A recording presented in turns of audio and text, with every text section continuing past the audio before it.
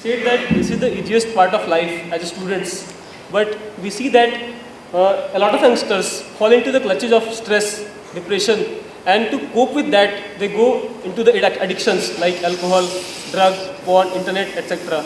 And they think that it will give them relief. I didn't know internet was along with the drugs. So, how to deal with them? Look at me, I'm always stoned.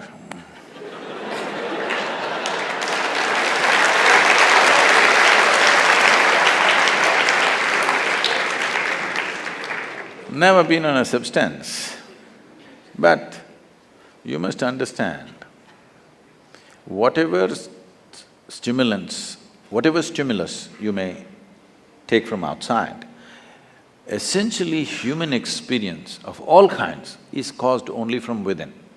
The question is only, are you on push start or are you on self-start? Which is better technologically? Self-start. So, if I teach you, suppose I teach you that you can simply sit here and be totally blissed out, more stoned than anybody on the campus. At the same time, you're fully aware, would you go for it? Would you go for it?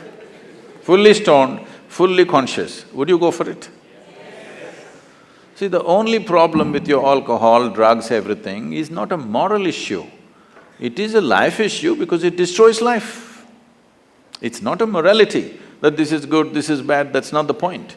The point is it makes you incapable in so many ways.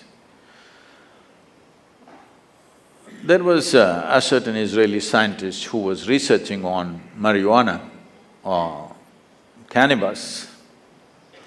Over 18 years, the US Drug Administration gave him large quantities of marijuana and he went on experimenting, and 18 years' time he came up with really nothing significant. And during mid-80s, when American agencies were fighting drug on the street, they changed their policy of fighting the suppliers in Mexico and South America. They decided to fight on the street with the users. So they said, somebody said, this is not right, you're giving this man such a big stock, we don't know what he's doing, because he's not produced anything, 18 years of research. Then he moved to Israel. The Israeli government looked at his work and they decided to give him big stocks of marijuana. And after another 3.5, 4 years, he came up with this. He found that in the human brain, there are millions of cannabis receptors. Then he threw this question to various disciplines. Anthropologists tried to look at it and say, at some time in history, maybe every human being was smoking, that's why there are receptors. Then they said, this is rubbish, because in many parts of the world it was not there. Even an Eskimo has cannabis receptors where he has never seen anything like this. Then various things happened, then the neurologists came up with this. They said, always the human brain is waiting for the cannabis, that which causes intoxication, not waiting for it from outside.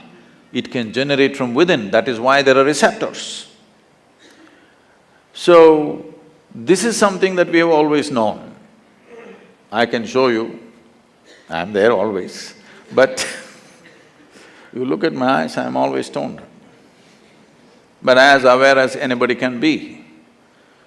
If you do not know intoxication in life, you will never know a sense of abandon. If you don't have a sense of abandon, you will never walk full stride in your life. You will only walk half steps all the time.